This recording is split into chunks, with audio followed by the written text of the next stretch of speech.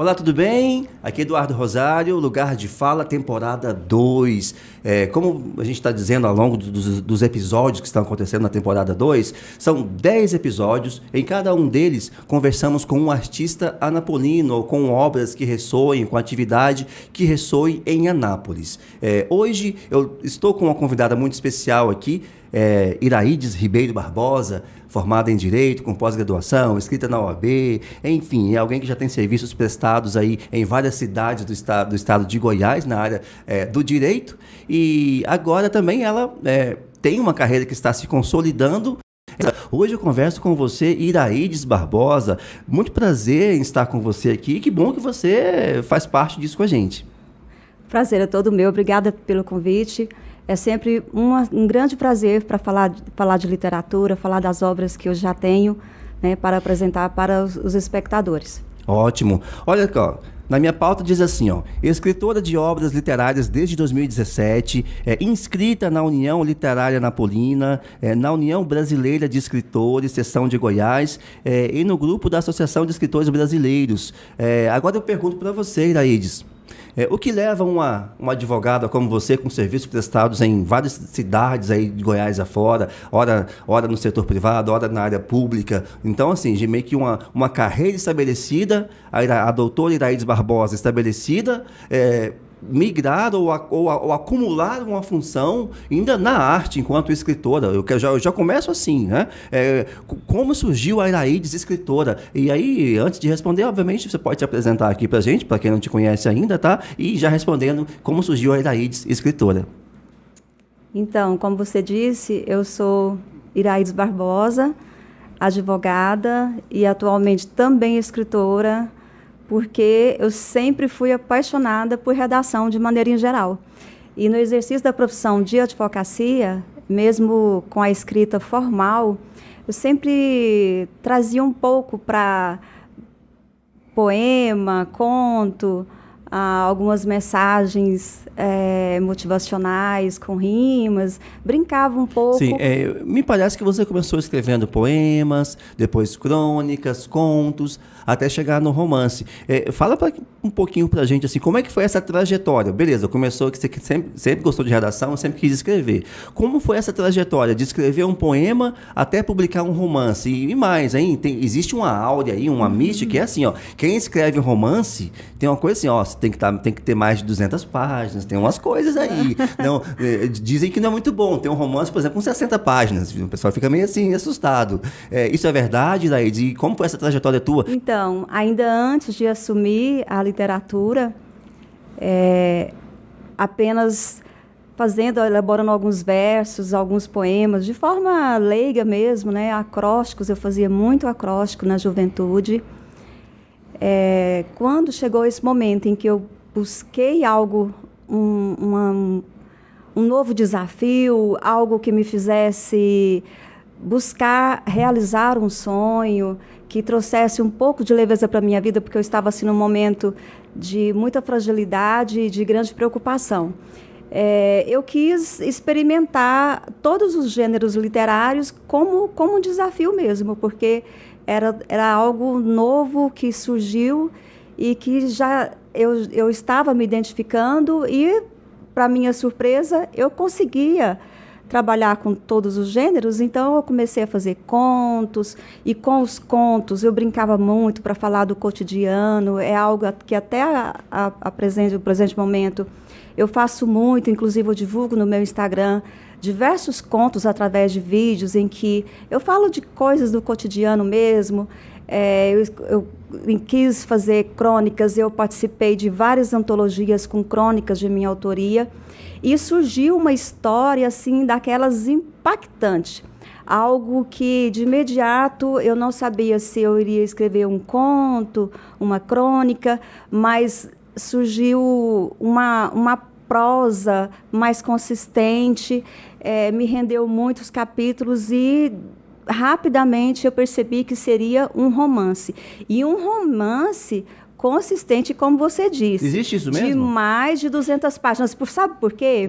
Eu pensei, puxa vida, meu primeiro romance, será que eu vou escrever algo assim que tenha, como muitos falam, o peso que seja até possível ficar em pé, porque as pessoas brincam, é um livro que para em pé. Então, é um livro consistente, é um livro com muito conteúdo. Entendi. E o meu possui 262 páginas de muita emoção.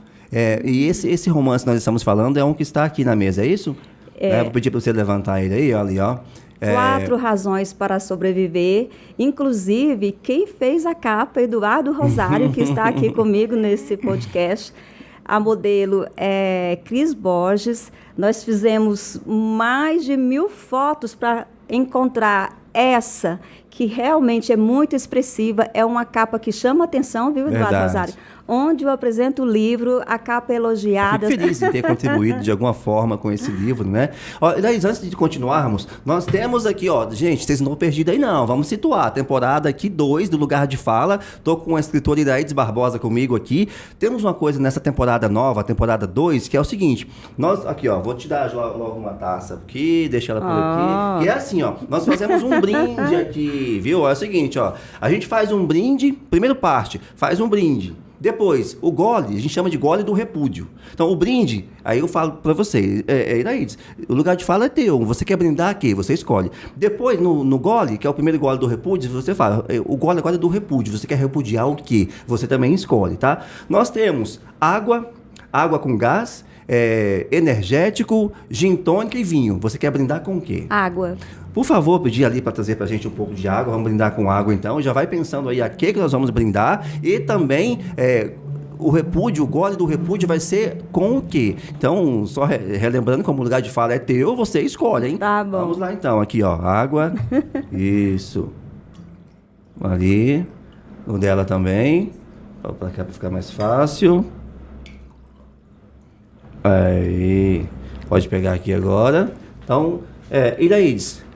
Lugar de Fala, temporada 2, nosso ritual que começou já assim, temos um brinde e um repúdio. O brinde é a quê? Um brinde aos leitores, que oferece uma alegria e uma satisfação imensa para quem escreve. Nós só nos sentimos realizados inteiramente quando acessamos os leitores. Hoje, quando eu vejo alguém procurar adquirir uma obra minha, um romance, um livro infantil, é sempre um presente, é sempre uma alegria. Então, um brinde aos leitores de Iraides Barbosa. Então, vamos brindar aqui, Isso, muito bem. Agora, o gole do repúdio. Brindamos aos leitores. Sim. E esse gole do repúdio, você quer repudiar o quê? A falta de incentivo à literatura, a falta de informação sobre os benefícios que a leitura oferece ao ser humano. As pessoas só não leem mais porque não sabem o quanto é enriquecedor, o quanto é agradável, o quanto as suas vidas mudam a partir da leitura. Então, esse gole que nós vamos dar aqui agora nessa água é de repúdio, a falta de incentivo, falta de mais políticas públicas que contemplem linguagens como essa de literatura, que fomentem um cenário local de escritores. Falta muito mais pessoas para lerem escritores nacionais, escritores regionais. Sabe por quê? Os nossos escritores, quanto mais perto de você ele está, mais ele fala da nossa própria realidade. Então, que haja mais leitores e que haja mais incentivos dentro da literatura. Nosso repúdio é isso. Agora, o gole do repúdio. Iraides Barbosa, sem rodeios, escrever livros, você é advogada também, escrever livros é algo que pode trazer dinheiro ou você tem que viver dos honorários advocatícios? Que pergunta, hein, Provocativo.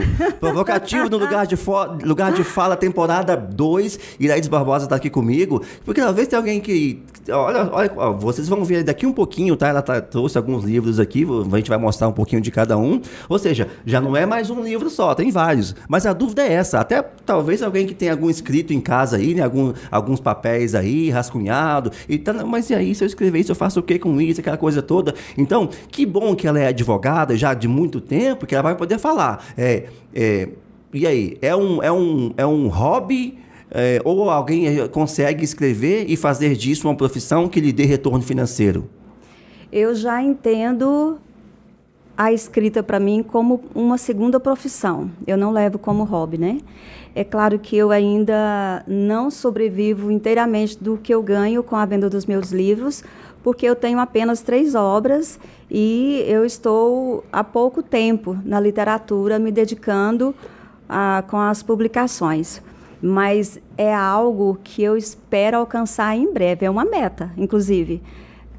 Custear todas as minhas despesas, custear as viagens que eu pretendo fazer pelo mundo afora com os meus livros. Mas é uma meta... E literatura... É uma meta um pouco utópica ou você acha que é uma meta que é tangível, é alcançável dentro de uma realidade? É tangível, porque a literatura dá dinheiro. É possível você viver exclusivamente com a venda dos livros e os trabalhos correlatos.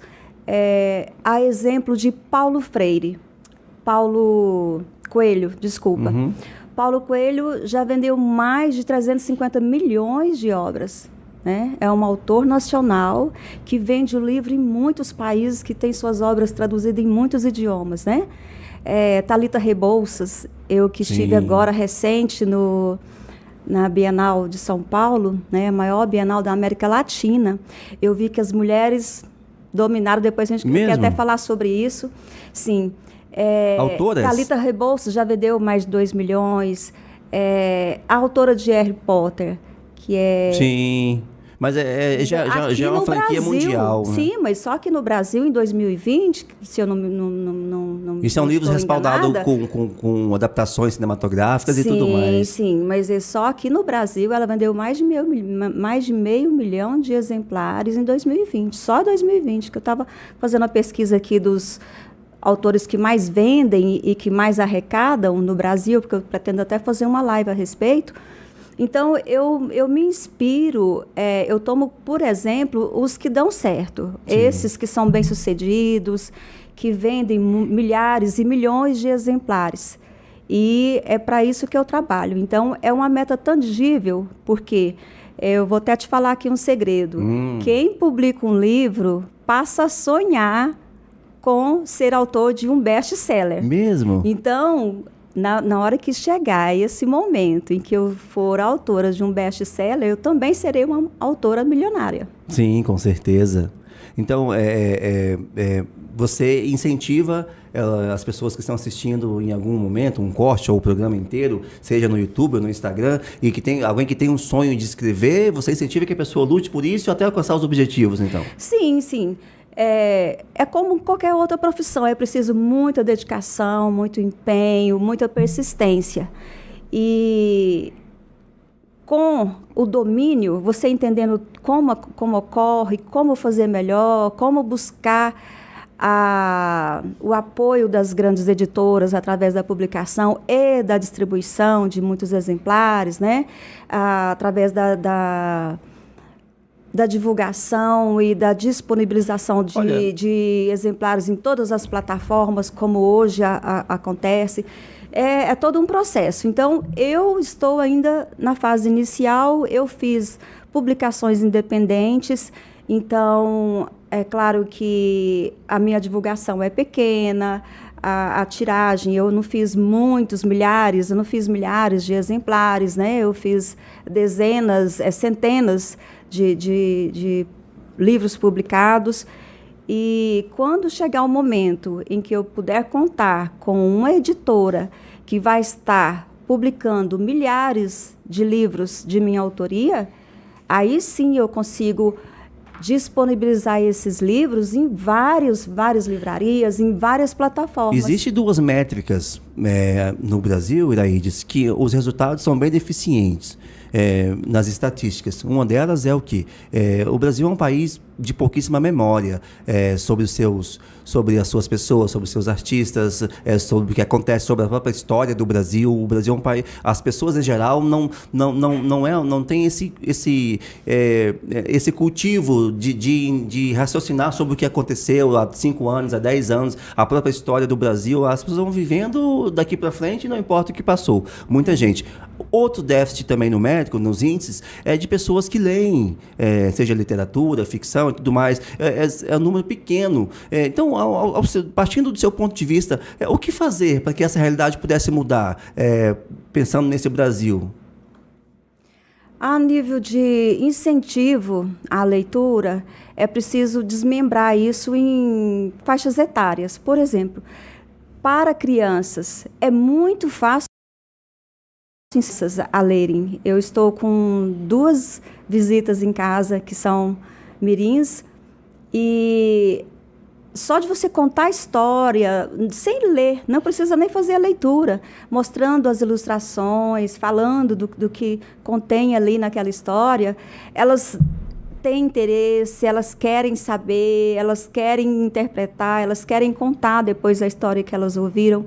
Então, está faltando as pessoas perceberem desses benefícios da leitura, como eu disse anteriormente, porque quando o papai, a mamãe, o irmão mais velho, a pessoa que tem uma criança por perto, um adolescente, um jovem por perto, né, quando essa pessoa perceber as vantagens da leitura e quando essa pessoa passar a dar o exemplo, passar a incentivar, passar a presentear a criança com os livros, passar a contar histórias, né? Não deixar só para as escolas, só para o poder público. Eu estou falando de família. Dos arranjos familiares. Sim, cultivarem a própria leitura. Eu estou falando da família inicialmente. As células das famílias, como se fosse o lugar de motivação da leitura. Porque a criança precisa ter contato com o livro antes de ir para a escola. E quem não teve contato se tornou um adulto que não lê. Fazer o quê? É um caso perdido? Também. É um caso perdido. Quando ele entende os benefícios, então, se não chegou até ele um incentivo, quando ele próprio, sozinho, tem pessoas que sozinha, por ler agora eu entendi que é legal, eu viajei, eu vi algo tão interessante, isso me ajudou em algo, eu passei a escrever melhor, parece que abriu a mente para a criatividade, né? O que te inspira a escrever, Iraides? Eu, por exemplo, aprendi a gostar de ler com a assiduidade com os livros que eu recebia da escola. Claro que os meus pais incentivavam, mas assim, olha, eu quero comprar um livro. Vamos adquirir o livro porque é importante. Eles sabiam da importância, né? Mas eles não tinham o hábito de fazer leitura para mim. Né? Os pais daquela geração não tinham, talvez, esse costume. O meio em que eu vivia não tinha, talvez, essa realidade. Mas, então, eu descobri quase que sozinha o prazer da leitura. Então, as pessoas, em algum momento, elas vão descobrir esse prazer. E, descobrindo esse prazer, ela fazendo disso um hábito, ela adquirindo o hábito, se é criança, é muito mais fácil investir nessa criação desse hábito. Se é adolescente, também. Adolescente tem uma memória excelente para ler e memorizar. Eles leem poemas, decoram com uma facilidade. Para você ter uma ideia, o único poema que eu sei, que eu não vou me atrever a falar aqui agora, mas o único poema que eu sei de cor é um de Vinícius de Moraes, que é o Soneto da Fidelidade, que eu aprendi quando eu tinha 16 anos. De tudo, meu amor, serei atento. Atento antes e sempre. Então, hoje eu não consigo decorar os poemas de minha autoria. Então, sim, os jovens perdem uma chance incrível de lerem assim bons poetas, de memorizar coisas interessantes para a vida inteira. Você falou em Vinícius de Moraes, vamos explorar um pouquinho da Iraides Barbosa aqui, né? Para além da escritora Iraides, o que você escuta, Iraides, de música? De música? Vamos ver quem é a Iraides. O que você escuta? Eu gosto muito de MPB, né? Eu ainda ouço as cantoras que fizeram muito sucesso em décadas anteriores, né? Eu gosto muito de Gal Costa, de Ana Carolina, eu gosto de Caetano Veloso. Eu não tenho, hoje, ouvido muita música. Eu estou preferindo ouvir livros. Audiobook. Eu estou iniciando nessa prática, né? Eu estou achando interessante, apesar de preferir ainda a leitura do livro físico. Sim. Então, se eu não estou ouvindo um audiobook, eu estou escrevendo, e se eu não estou escrevendo, eu estou lendo um livro físico. E me fala, Iraides, como é para você poder ser chamada de uma escritora anapolina? O que isso representa para você? Você é filiada à União Anapolina, como é chamada a união que tem aqui? ULA, né? União Literária Anapolina ULA. Pois qual é a realidade anapolina de alguém que é um escritor ou uma escritora? Fala um pouquinho para as pessoas que estão nos assistindo sobre isso, a realidade de Anápolis. Então, Eu só me tornei escritora porque eu vim para Anápolis com esse objetivo. Quando eu cheguei naquele momento em que eu queria um desafio, né, eu decidi realizar algum projeto arquivado e fazer algo por mim, eu me mudei para a cidade de Anápolis, porque eu sabia que aqui já tinha academia de literatura? De letras, né? Tinha um grupo bom de escritores, eu não conhecia ainda esses escritores, mas eu imaginei que não seria difícil o acesso. E realmente, de imediato, eu entrei em contato com a União Literária Anapolina. Na ocasião, eu só contava com um poema publicado nessa antologia, Poesia Livre, que é de 2018. E, por conta dessa publicação, ainda que juntamente com outros autores, a minha inscrição já foi aceita na União Literária Anapolina, né, que é a ULA, que é uma entidade literária que eu me orgulho de pertencer, porque incentiva a muitos autores, principalmente no início da carreira, né? E, de imediato, participando da União Literária Anapolina, eu passei a publicar no jornalzinho da União dessa mesma entidade, da ULA. Eu passei a saber de concursos literários, eu passei a entender sobre os diversos gêneros, eu conheci diversos escritores, poetas, contistas, cronistas, romancistas, e aquilo tudo me fez ainda ter maior interesse pela escrita. Uma pergunta espinhosa agora, hein? Os anapolinos leem artistas, escritores anapolinos? Uau, ela pensou duas vezes, mais hein? Mais uma pergunta difícil. Viu só, Iraídes Barbosa pensou duas vezes agora, do Lugar de Fala, temporada 2. Hoje eu estou com Iraídes Barbosa, ela é uma escritora anapolina, tem algumas obras já publicadas, outras em andamento, e eu acabei de fazer uma pergunta bem espinhosa para ela, vamos ver como é que ela vai reagir. Então, eu nem quero falar com muita ênfase sobre os leitores em si. Acho que aqui, com certeza, a maioria das pessoas leem porque são muitos os escritores e todos com muitas obras. Eu conheço Natalina Fernandes, Solemar de Oliveira, Simone Ataíde, todos com muitas obras, né? Muitos títulos. E todos eles continuam, então eles vendem há muito tempo. Inclusive, Natalina Fernandes já teve um livro dela indicado para vestibular, né? Alguns colegas já escreveram roteiro para peças de teatro, novela. Então, o público aqui valoriza os autores. São muitos os autores de Anápolis, são muitos os escritores, como eu disse, romancistas, contistas, novelistas, roteiristas. Inclusive, você faz roteiro, né? E todos muito talentosos, e do tipo que faz de tudo, que divulga o próprio livro, que vende o próprio livro, que faz sugestão para ilustração, que sabe como fazer a revisão, o que precisa para fazer a publicação. São todos talentosos e dedicados. Contudo, o que falta em Anápolis, e eu não posso nem falar tanto, porque eu estou em Anápolis há poucos anos, né? Estou na cidade há 3 anos, mas desde que eu publiquei o primeiro livro, O Barquinho de Papel, né?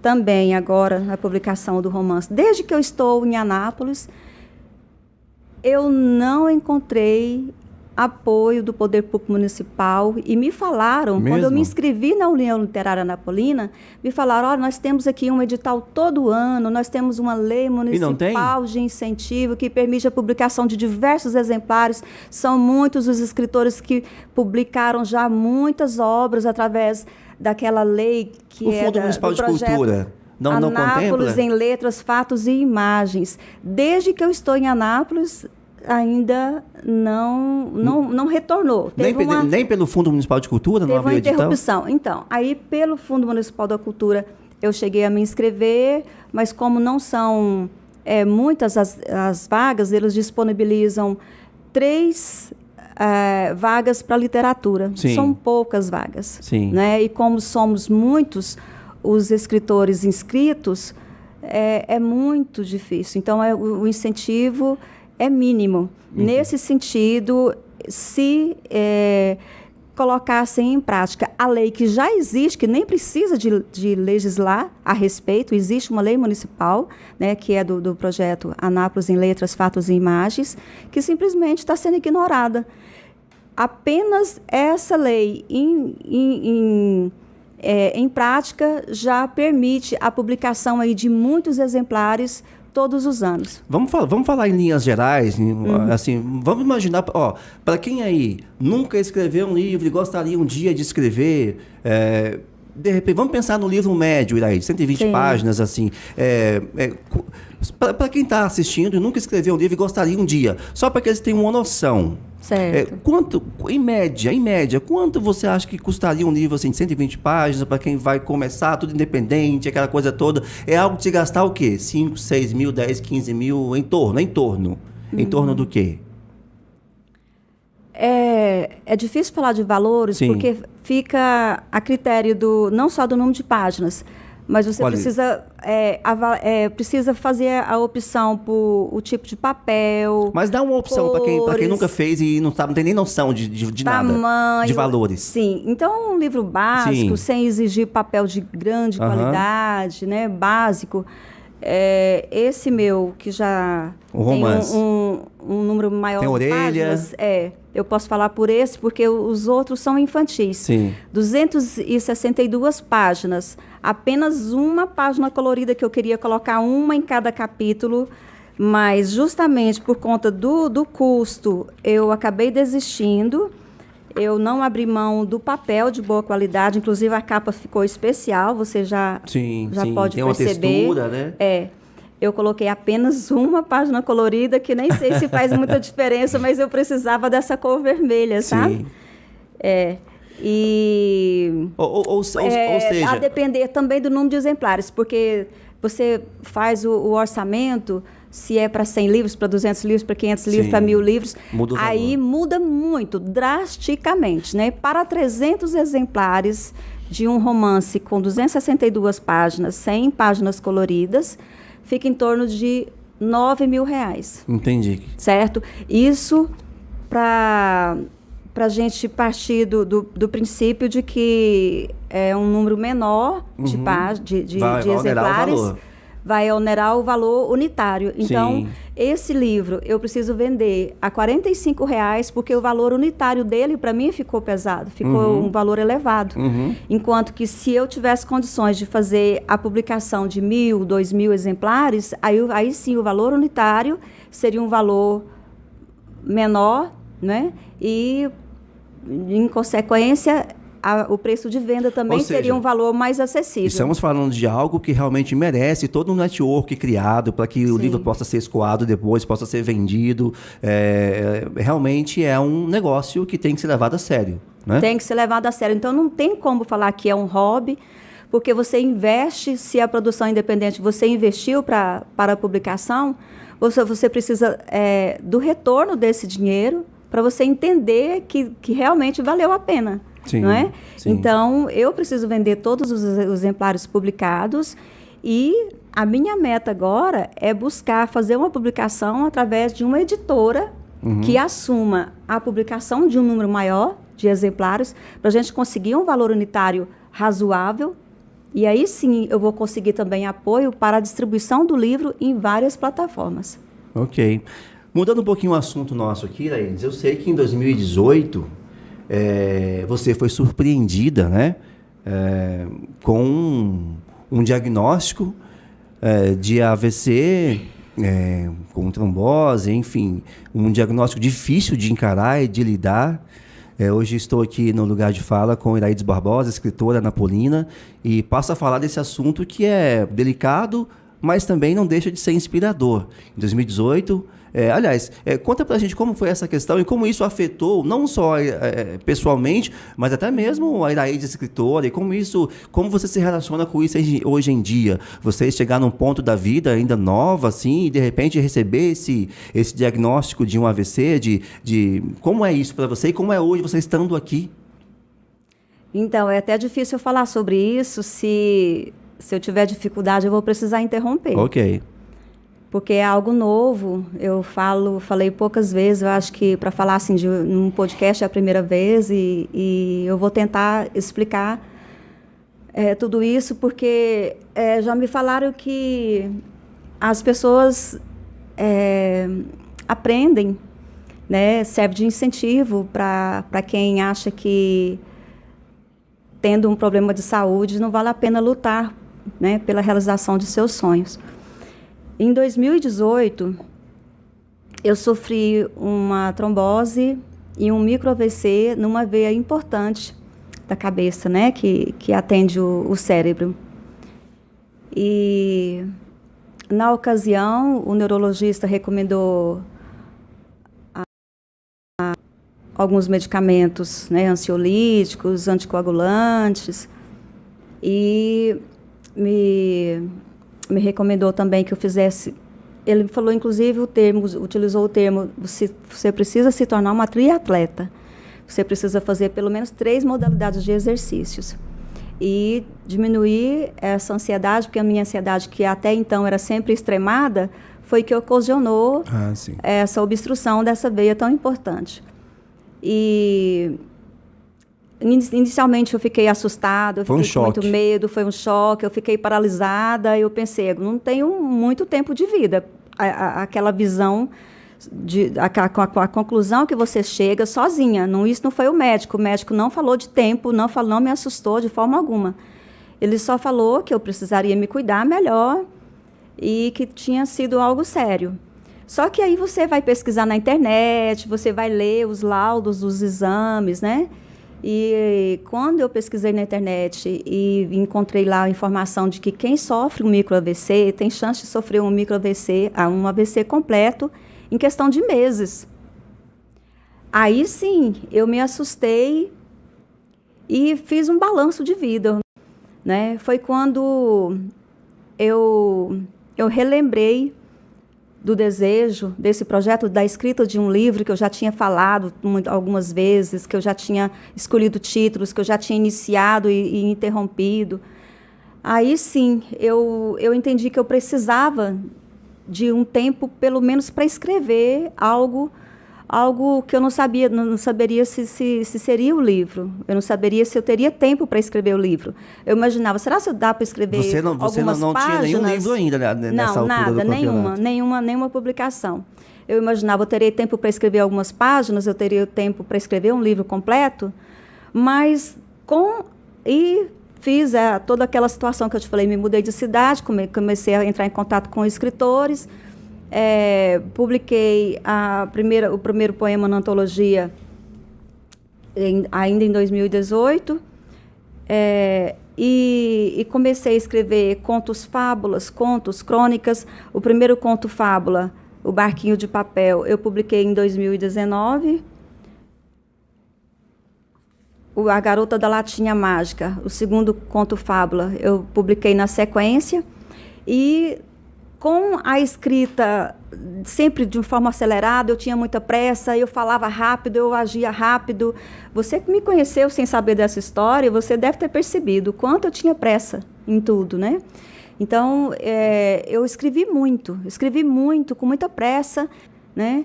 E só que, como a escrita, a atividade era um prazer para mim, eu deixei de ter medo do problema que poderia acontecer do AVC. Eu esqueci disso. Eu esqueci tanto que eu não tomei a medicação, eu não fiz os exercícios que o médico recomendou. Eu precisava de tempo para a produção dos textos. Então, eu produzia, eu escrevi muito. Eu escrevi esse romance que eu publiquei em 2022, que eu publiquei esse ano, para você ter uma ideia, eu escrevi ele em 2019, inteiro. Em 6 meses eu escrevi esse romance. Ainda naquele início, né? Sim. Empolgada, eu tenho que ter o tempo suficiente para a escrita desse livro, em especial. E, após a publicação dos 3 livros, agora, em junho de 2022, foi que eu me lembrei de retornar ao médico. Sinceramente, eu tinha até esquecido, o médico tinha falado de fazer exames com um certo tempo, né? Tinha uma periodicidade, 6 em 6 meses eu teria que fazer uma ressonância do crânio. E só em 2022 eu voltei no neurologista, tomei uma bronca por não estar fazendo os exames, né?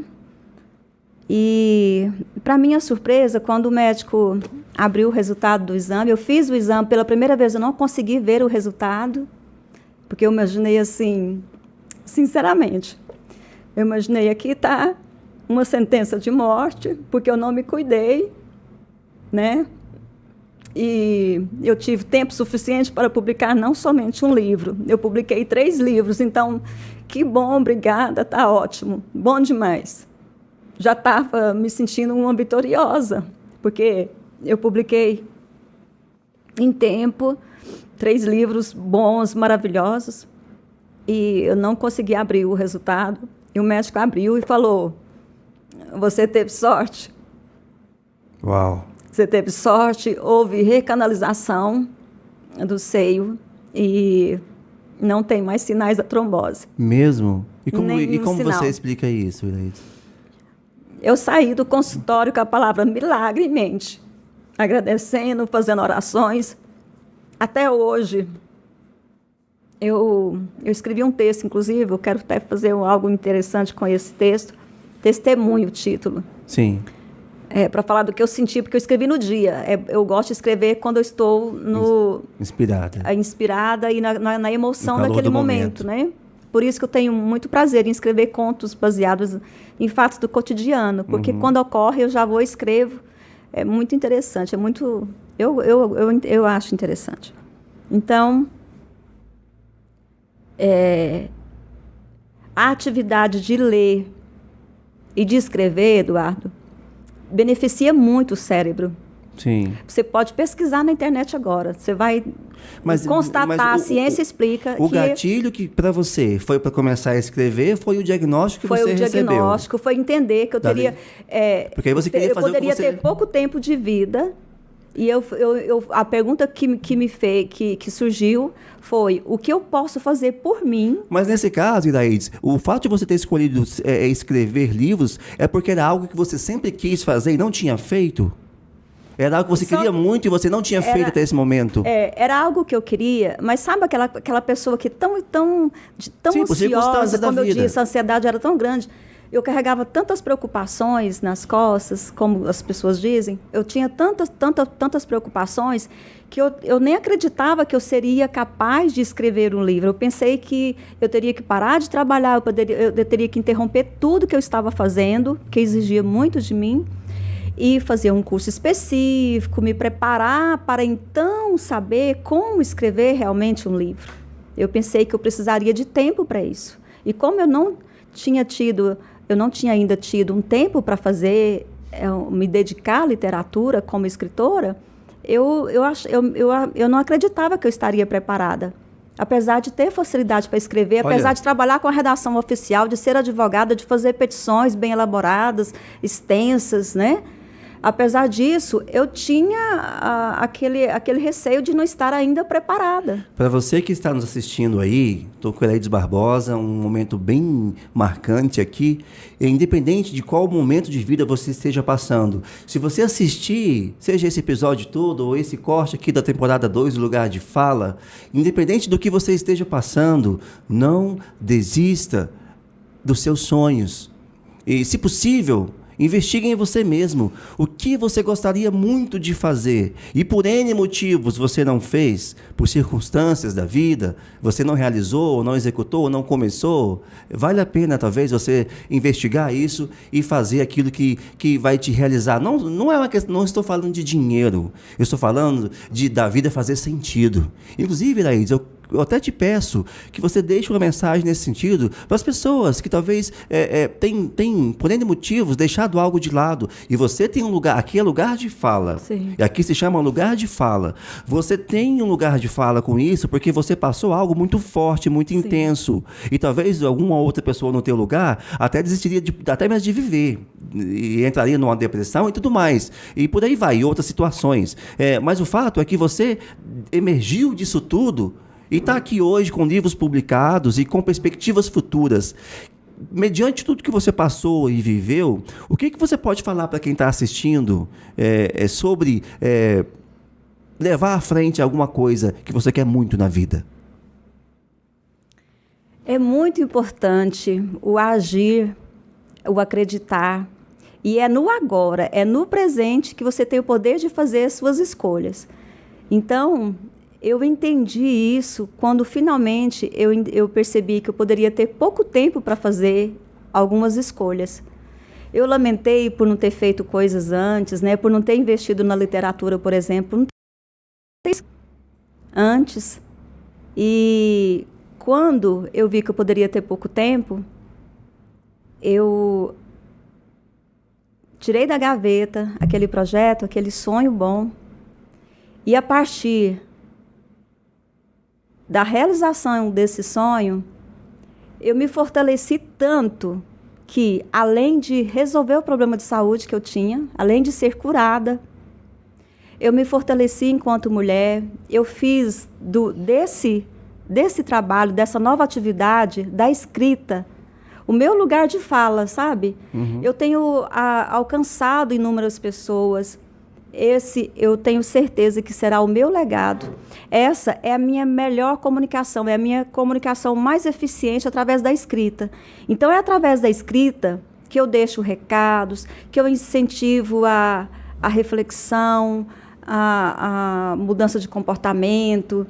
É que eu tenho, inclusive, para cada livro, eu até elaboro um projeto. O meu desejo é tão grande de transmitir, de fazer mesmo, dessa escrita, desse trabalho, da obra, algo ainda maior, para que as pessoas percebam a vantagem não somente de ler, mas de colocar em prática. Sim. Algumas essências, algumas lições contidas no livro que eu elaboro. Por exemplo, para o romance, eu estou desenvolvendo, inclusive no Instagram, através de lives, o projeto denominado Sobreviver e Superar, né? Para combinar aqui com o título do romance, em que eu falo com as pessoas sobre direitos fundamentais, sobre controle emocional, sobre autoestima, empoderamento. E isso não é porque eu domino, eu não sou psicóloga, eu levo convidados importantes, pessoas que dominam esses temas, né? Eu falo com promotora de justiça, com delegada, muito com psicólogo, né? Com terapeutas, justamente para incentivar, para alcançar as pessoas e para promover mudança. Olha, antes de nós partirmos para os momentos finais do nosso episódio, eu me lembro de um momento que nós estávamos em Goiânia. Eu não sei se era uma academia de letras lá em Goiânia, enfim, mas lá tinha uma sala com vários ex-presidentes que já passaram por aquela instituição. Talvez 20, 30 rostos assim de pessoas. E desses 20, 30 ou até mais, não vou saber precisar quantos, não sei, 1, 2 ou 3 no máximo eram mulheres. Um era mulher, todos os outros eram homens. Então, mediante isso, como é que é para você, sendo mulher, sendo escritora, e naquele dia aquilo já me deixou tão mal de ver que no meio a tantos ex-presidentes daquele lugar, ligado a escritores goianos, apenas uma mulher, todos os outros homens. Como é essa questão para você, sendo mulher e estando nesse meio? Então, nós estivemos na União Brasileira de Escritores, seção de Goiás, né? Visitamos lá a galeria dos presidentes, né? E realmente apenas uma foi presidente da União Brasileira de Escritores, mas isso ocorre também com todas as outras entidades, ou com a maioria das entidades, inclusive com a Academia Goiana de Letras, que também foram poucas as presidentes, né, que administraram aquela casa de escritores. E é justamente quando eu falei aqui do meu lugar de fala agora com a minha escrita, eu acho que quando a gente percebe que a mulher não está tendo visibilidade, ela não está sendo, não está tendo oportunidade. Eu não quero falar muito de machismo, mas é isso, é o machismo. A gente precisa lutar contra, ainda que com a oferta, a discussão, né? Eu contribuo.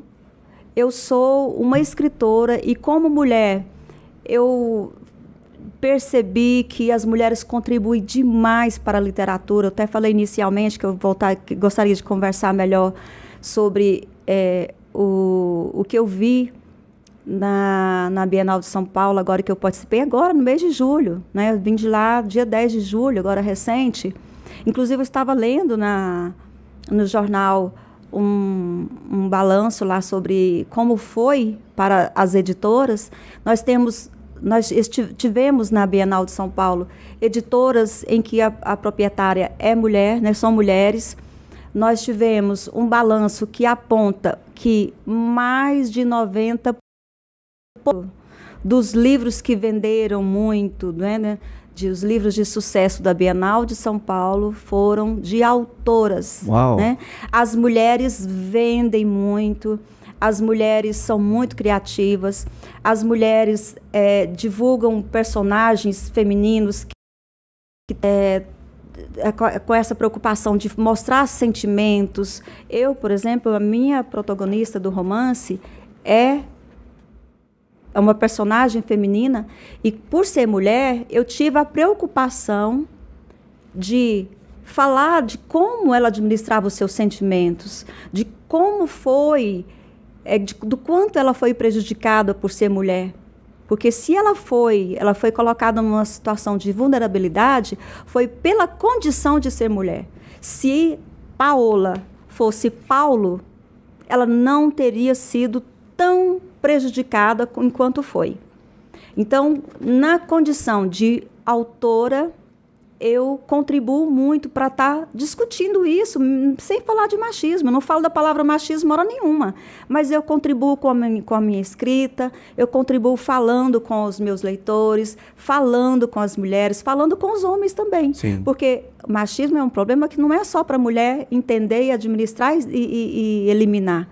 Buscar formas de eliminação. É para o homem também. Claro, o homem consciente, ele tem um cuidado maior ainda quando ele percebe que ele pode estar sendo machista. Ele não vai ser o reprodutor desse tipo de comportamento. A primeira coisa é notar-se a si mesmo e depois não ser mais um reprodutor desse tipo de comportamento.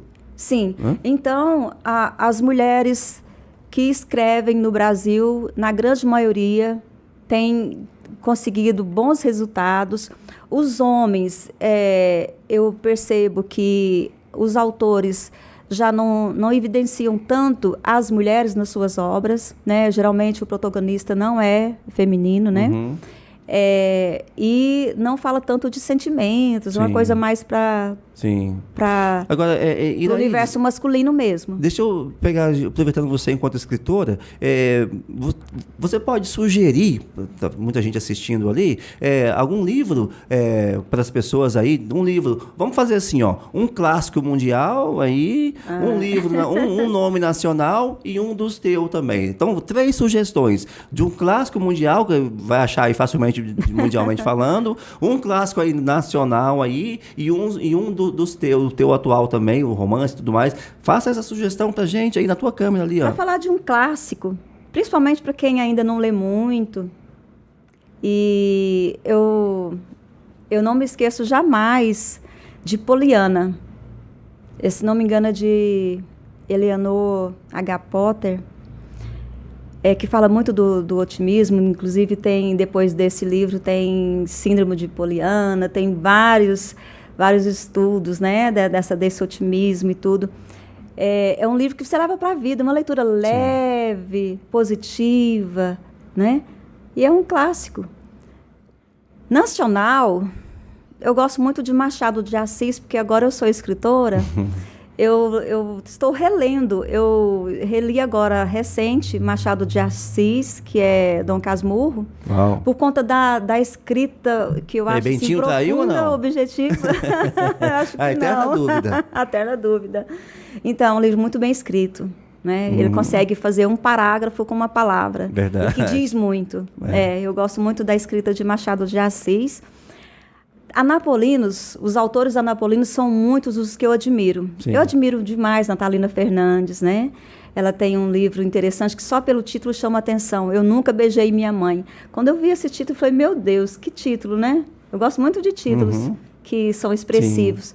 Natalina Fernandes é autora de muitos, muitos livros maravilhosos. Simone Ataíde, uma grande escritora, foi ela quem fez a revisão dos livros infantis, do romance, né? Uma das revisoras do romance. Um dos livros da Simone Ataíde que eu indico, que eu tenho em casa, que eu já li, é O Aprendiz de Tiradentes. Ela fez muita pesquisa, um livro fenomenal e que precisa ser descoberto pelos leitores aqui do nosso país. Sim. E a nível de poesia, eu preciso aproveitar a oportunidade para falar de poema. Quem, inclusive, não lê muito, é interessante começar com a leitura de poema. Uma leitura leve, interessante, né? Às vezes você encontra ali uma leitura rápida e você vai entender o quão prazeroso é o hábito da leitura. Aqui em Anápolis nós temos a Lili Araújo com o livro O Som do Coração. Esse é fenomenal. E os meus, agora que eu tenho 3 livros, já tenho 3 livros autorais. Sim. Eu tenho até dificuldade de eleger um. Mas o romance 4 Razões para Sobreviver é o que eu indico para o público adulto. Quem quiser encontra onde? Vai falar comigo ou na plataforma Eduz e a partir da próxima semana Qual o nome da plataforma? Amazon. Eduz. Eduz, com Z no final? Com Z no final. Eduz. E a Amazon vai estar também na próxima semana. Sim. E ele tem versão digital também ou só impresso? Tem o e-book. Esse sim. eu já estou colocando nas plataformas, né? Eu estou vendendo através do Instagram, as pessoas falam comigo no WhatsApp. No Instagram te acha como? Aqui na Livraria Cultural da cidade de Anápolis, a partir da próxima semana também, você encontra 4 Razões para Sobreviver. Por quê? Você lê 4 Razões para Sobreviver. Além de você estar valorizando uma autora nacional, é um livro que, como eu já falei, incentiva a reflexão. Sim. E objetiva a mudança mesmo de comportamento, em alguns casos, que a gente não falou em detalhes, o tempo não permite, mas vale a pena conferir. E os livros infantis, essa semana, um colega advogado pediu o e-book desse, A Garota da Latinha Mágica. Ele falou, Iraídes, esse livro nem é só para crianças, porque eu achei tão interessante, principalmente o final. Nós temos tempo para sem spoiler. Não, mas eu posso ler só uma partezinha aqui? Pode. Porque depois do romance também tem um trecho que eu gostaria de ler. Mas foi porque o leitor, a observação de um leitor adulto, ele falou o seguinte, que ele aprendeu muito e que não é uma leitura só para crianças e que esse final aqui ele achou fenomenal, que acha que deveria ser um poema fora do livro, né? Então, por essa razão, eu vou fazer a leitura aqui. O riacho entulhado de lixo, repleto de objetos jogados no esquecimento, padecia calado, assoreado. Perdia o oxigênio e o seu volume de água. Se via raso, sofria aos poucos. Em agonia, morria lentamente. Sem poço, não tinha peixes. Sem forças, não gerava energia. Sem socorro, caía em agonia.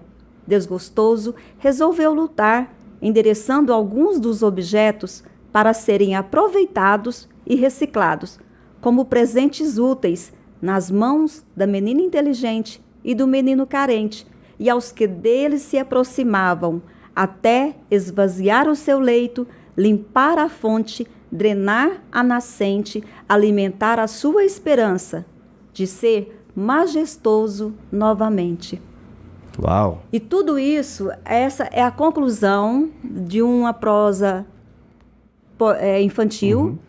E o livro fala sobre, sugere, né, o cuidado com o meio ambiente, porque a garota, tem toda uma situação aqui da garota que encontrava latas repletas de brinquedos, mas que eram presentes do riacho, que devolvia na forma de presentes o que ele recebia como entulho. Então, são histórias que ensinam realmente, Sim. não só para a criança, mas para o adulto, né?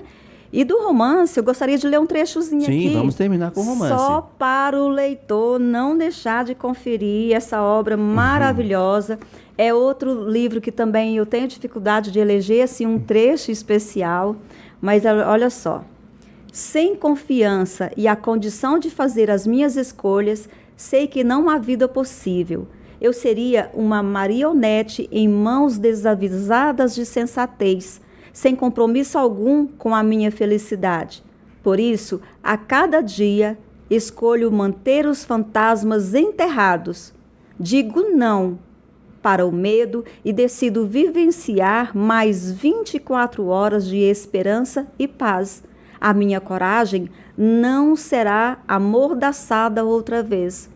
Uau. Essa é uma fala da protagonista, né, Paola. Ela está conversando aqui com a amiga Keila e chegou a essa conclusão. Mas são vários os trechos, Sim. inclusive alguns dos capítulos indo com poemas, né? O prólogo, para você ter uma ideia, que é algo bem pesado.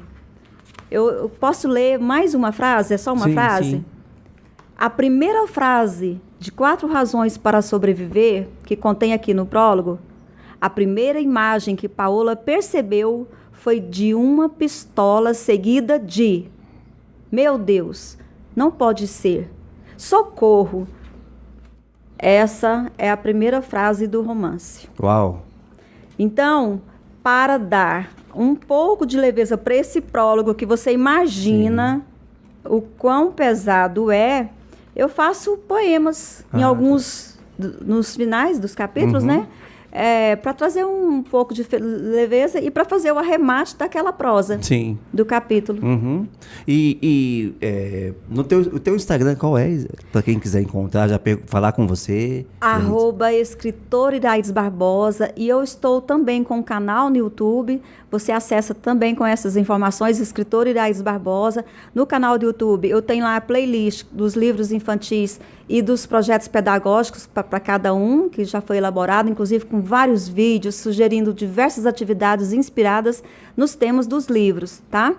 E no Instagram você vai conferir alguns contos que eu faço a apresentação através de vídeos, que são os contos baseados em fatos. Ok, vamos encerrar então com mais um brinde. Brindaremos a quê? E depois mais um gole de repúdio para a gente encerrar. Brindaremos a quê? A vida e as escolhas que fazemos diariamente. Então, escolha sempre por você. Brindamos. E o repúdio é a quê? O último repúdio de hoje. O repúdio é a desculpa, ao fato de você deixar para depois. Não deixe para depois. É você não dizer um dia, né? É você não...